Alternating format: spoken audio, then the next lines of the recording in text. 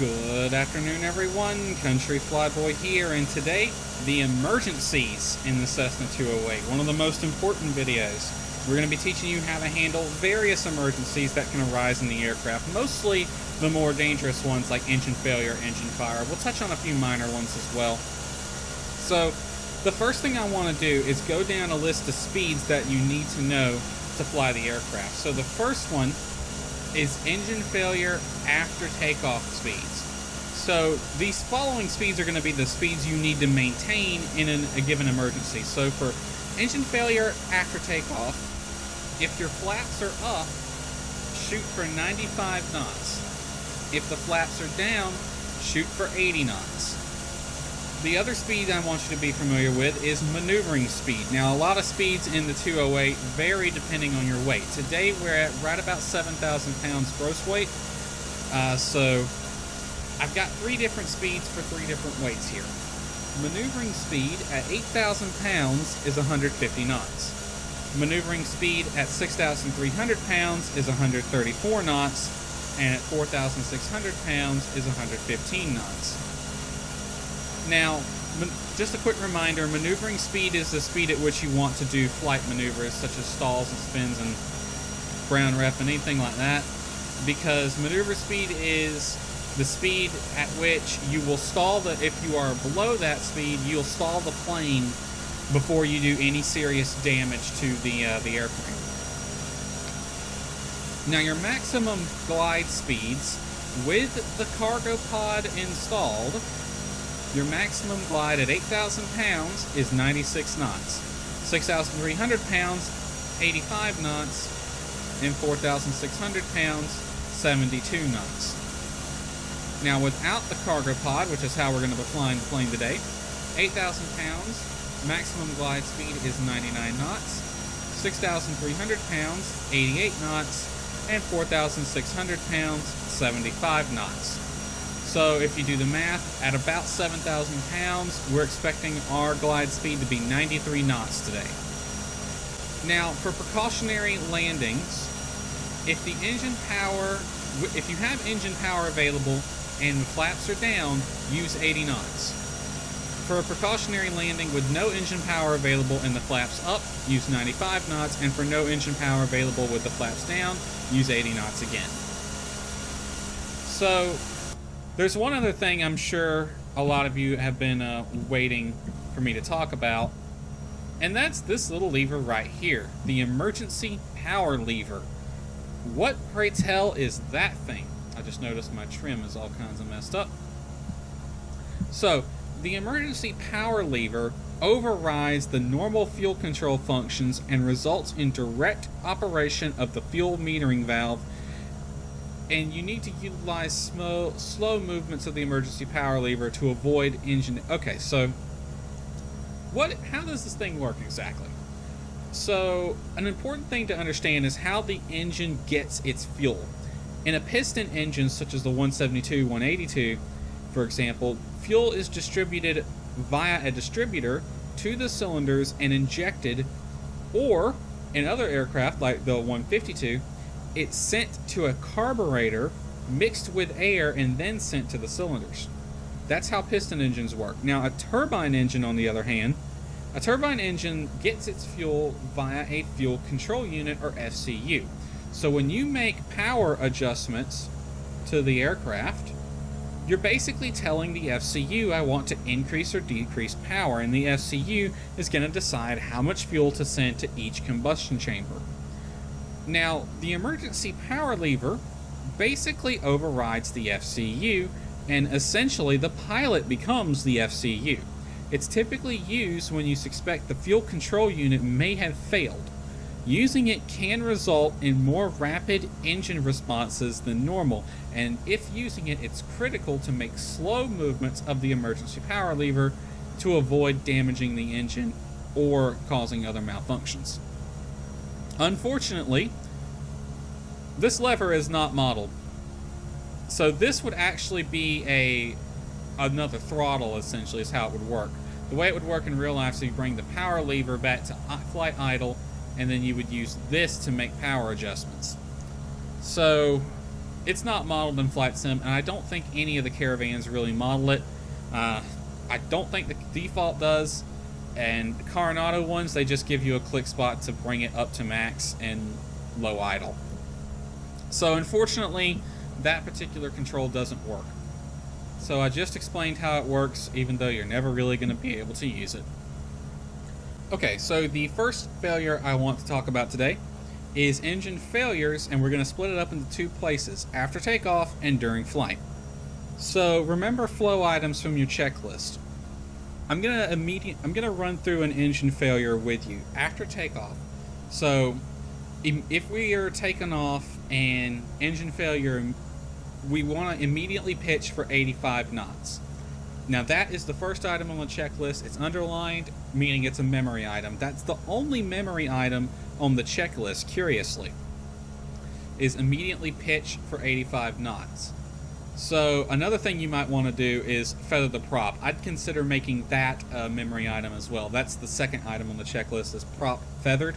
The reason you want to feather the prop is feathering the prop will give you as little amount of drag from the propeller as possible. The less drag, the better your options. So again, for engine failure after takeoff, the first thing you want to do is immediately pitch for 85 knots and feather the prop. Now that 85 knots is different depending on the weight that we discussed earlier with those various speeds, but I'm going to use 85 because that's what the checklist has. It'll just make my life a little easier.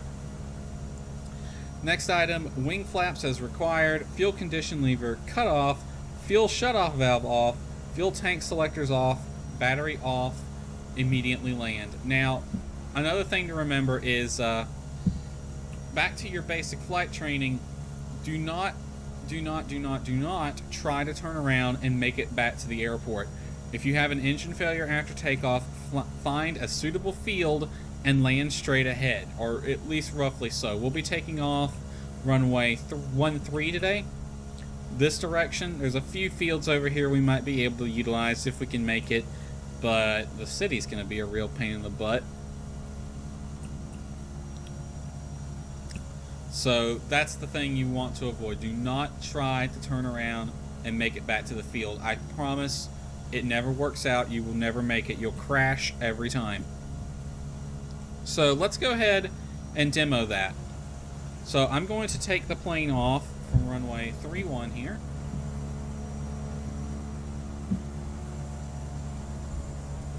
And just a reminder, a quick way to feather the prop is to hit Control F1 and then hold down Control F2, because remember, Control F1 is not the full feather position on this aircraft. Alright, so I'm going to take off. I'm going to get about 200 feet above the ground, which is 400 feet on the altimeter, and that's when I'm going to pull the power lever back to idle, and that will simulate an engine failure. Alright, so full throttle.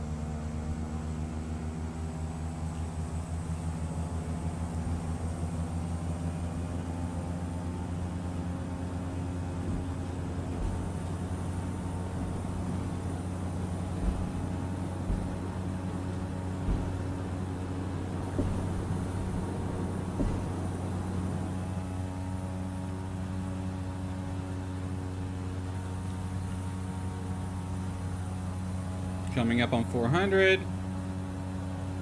The engine has failed. Immediately pitch for 85. Control F1 to feather the prop. Hold down Control F2 to bring it to a full feathered position. Yeah, we ain't making the field. We're going to have to land it in the trees. And you can see how, without engine power, the plane just... Oh, that was rough. The plane just falls out of the sky, doesn't it? I might have to actually, to really simulate engine failures, you just have to actually have an engine failure using a failure from the sim, because bringing the throttle back like that, the plane just drops. I'm pretty sure that's not realistic behavior either. Now, the next failure I want to talk about is engine failure during flight. Now, this checklist curiously has more memory items on it. So let's run through it real quick. Airspeed 95 knots, or whatever the airspeed was we discussed earlier. Power lever, idle, prop, feathered, condition lever, cutoff. That's your memory items.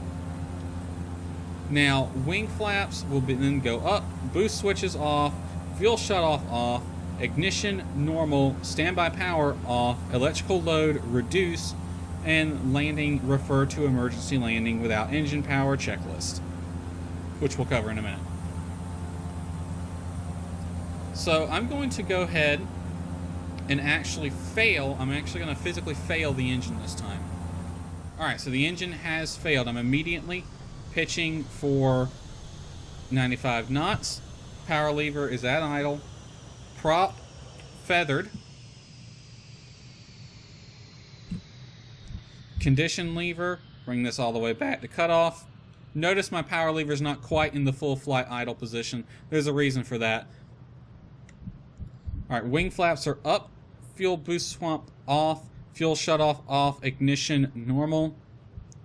Standby power is off. Electrical load reduced. I'm going to turn my lights off to help reduce the electrical load and avionics as well.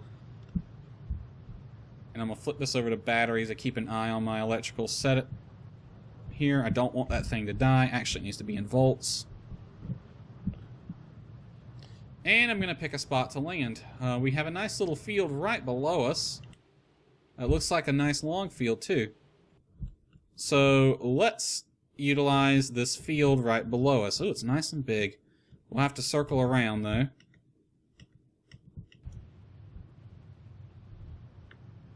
Now don't bother using the attitude indicator because it's vacuum powered, and yep, it's failed. Just maintain your best glide speed of 95 knots. And we're going to refer to the landing without engine power checklist. So, landing without engine power checklist. Airspeed 95 knots. I'm doing my best to keep it there. Power lever at idle. Prop controlled feather. Fuel condition lever cut off. Fuel boost pump off. Ignition switch off. Standby power off. Non-essential equipment is off. Fuel shutoff off. Fuel tank selectors both off. Let me turn them off real quick.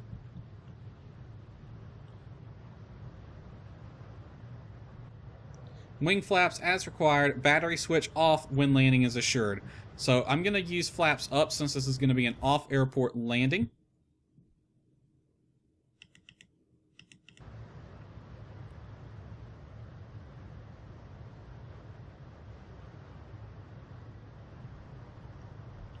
Once my landing is assured, I'm going to hit Shift M to shut the battery off. This is reducing the risk of fire, basically, is what happens there.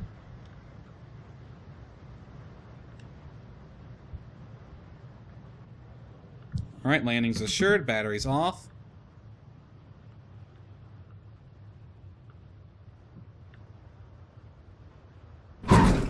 Bit rough, but survivable. The main gear took the brunt of that impact.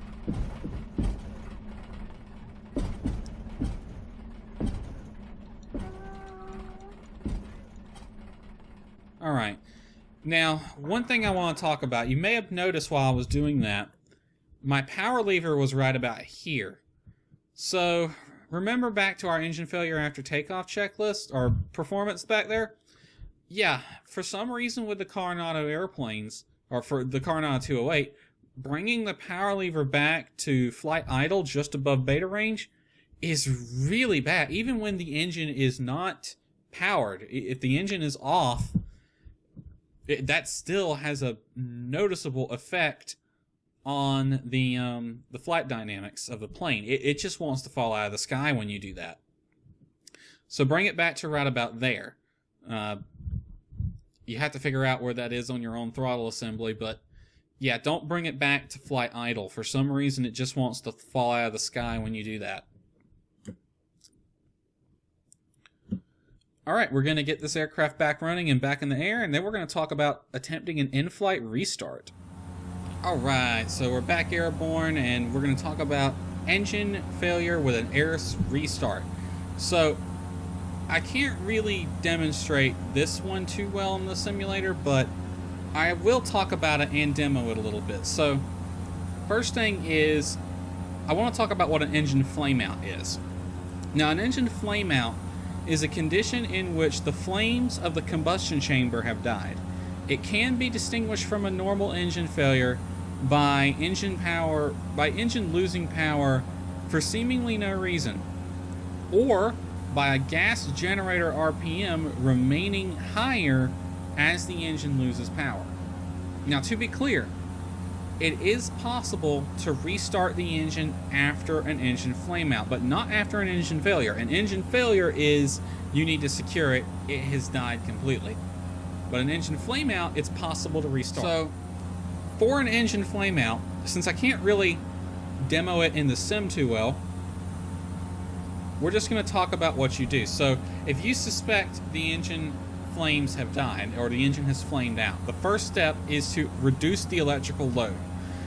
You saw me do that earlier. One thing we can do is turn off the lights. We can turn off the avionics. Those two things have the biggest electrical pull. And make sure this is switched over to volts so you can keep an eye on your voltmeter and all that. Standby power can come off, ignition system off, starter motor off, fuel boost off if you can. You might need to turn that back on though.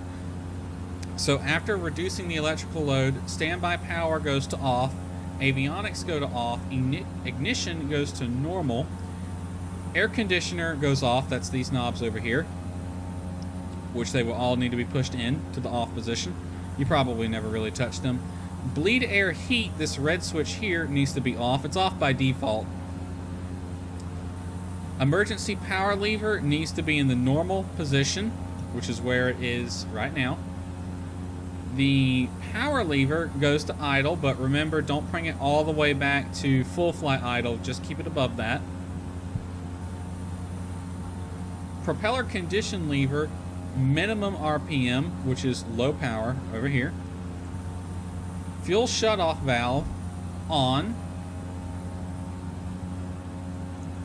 Fuel tank selector, both of these turn on. Fuel boost pump, turn that on. And then we have 3 more memory items, which is the maximum altitude to attempt an air restart is 2,000 feet above the ground. Below that, secure the engine and off airport landing, or land in an airport if you have to. Starter switch start, observe ignition on annunciator, engine oil pressure, and NG 12%. Fuel condition lever low idle. Basically restart the engine as normal. Starter switch off once the engine is running. Fuel boost pump switch to normal. Fuel condition lever high idle. Prop condition lever as desired. And electrical equipment as required. Now, what can cause an engine to flame out? Well, anything that can kill the flames in the combustion chamber really can cause an engine to flame out. There is a mission in Flight Sim X where that exact thing happens, and you're flying the default 208 Caravan on that mission. I won't tell you which, nor will I tell you how to beat it, so I don't want to spoil anything, but there is a mission in FSX where that exact thing happens. The engine flames out, and that mission has 2 endings. You could land somewhere, and that's one possible ending, or you could get the engine restarted and make it to your original destination. That is another possible ending. The checklist I just went over is how you get the engine back up and running. Okay, big emergency here. We have an engine fire. We see flames coming out and there's a fire annunciator on. Autopilot is off. Power lever to idle. Prop control. Feather that thing immediately. Condition lever to cut off. Fuel shutoff valve. Fuel shutoff valve is off. Cabin heat firewall shut off. All this to the off position. Wing flaps 10 to 30. So first notch of flaps out. Airspeed 80 knots. Forced landing, evacuate as described in landing without engine power. Land as soon as possible. An engine fire is a very, very, very big emergency. I'm actually going to bring the flaps back up. I'm reducing my electrical load. Lights off, electrical off, standby off. Basically, I'm turning every darn thing off right now. I'll speed this plane up. I want to get down on the ground as fast as possible. Engine fire is a very big deal. Fire of any kind is a very, very big deal. Luckily, there's some fields right here. We can make a nice, safe landing. Again, I'm going to utilize flaps up for this landing.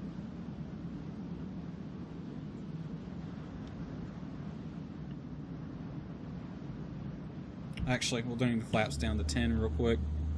Just because I think I might need to stretch this glide. We might end up in the trees here. Flaps to 20, yeah. We might nick these trees. This is going to be a bit of a rough landing.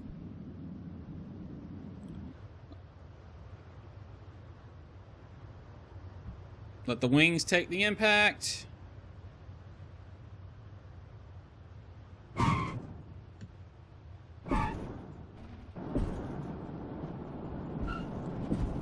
Bring the aircraft to a complete stop.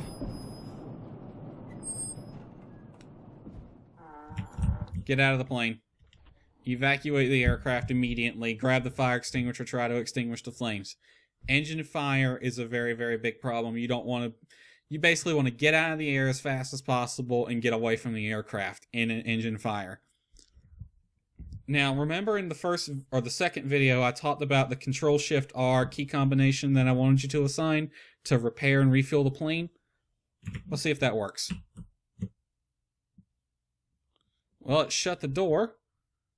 Didn't kill the flames, though. Let's look at the failures. Well, it cleared the failure, but the fire's still going. Oh, there it goes. It's not going anymore. So Control-Shift-R cleared our failures for us and would have refueled the plane.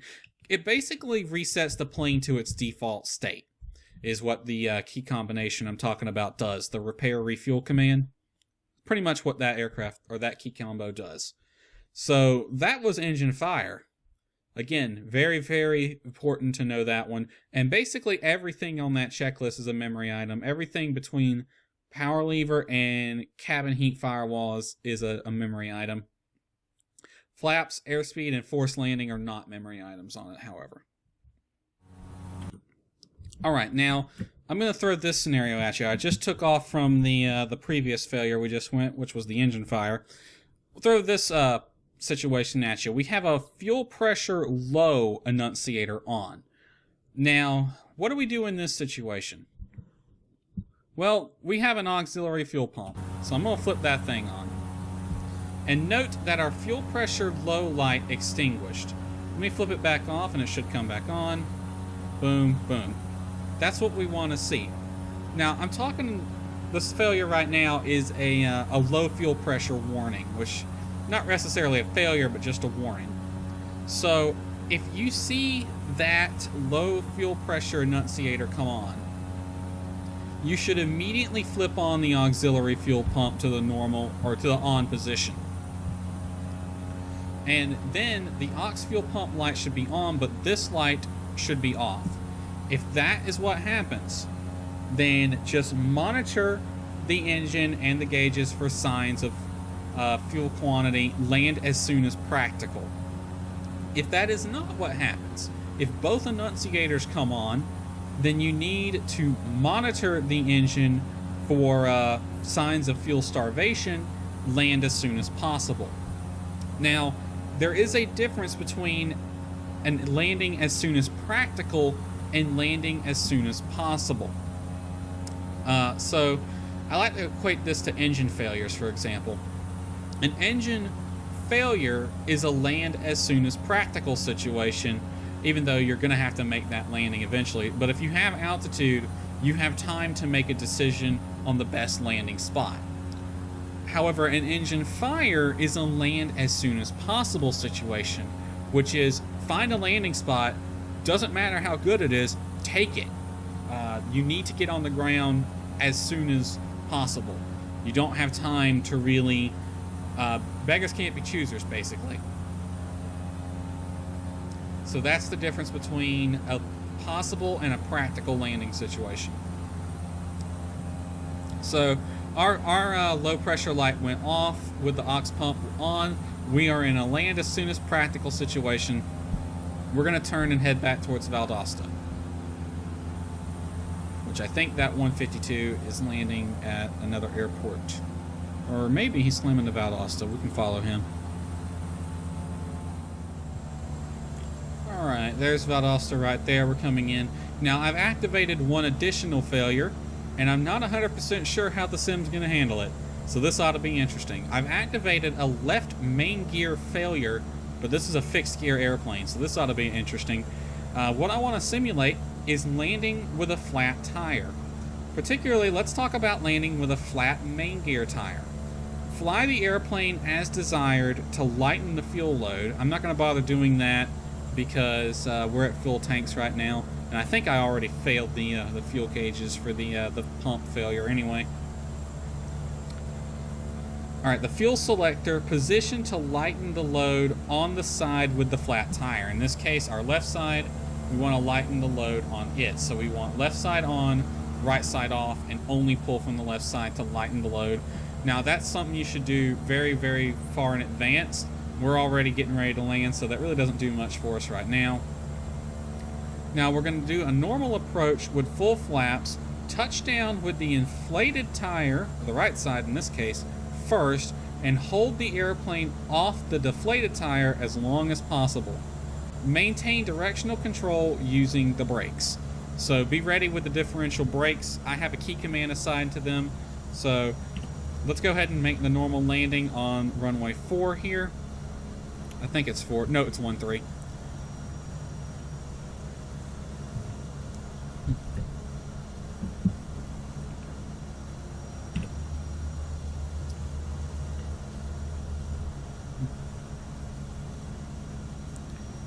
Alright, now calm winds today. I'm going to try to angle the plane so that we touch down on the right tire first, since that's the one that's inflated.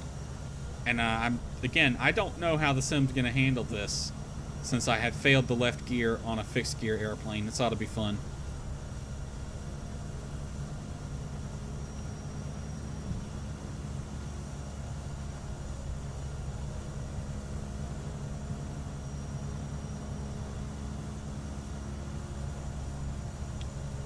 Alright, I'm going to cross control a little bit here.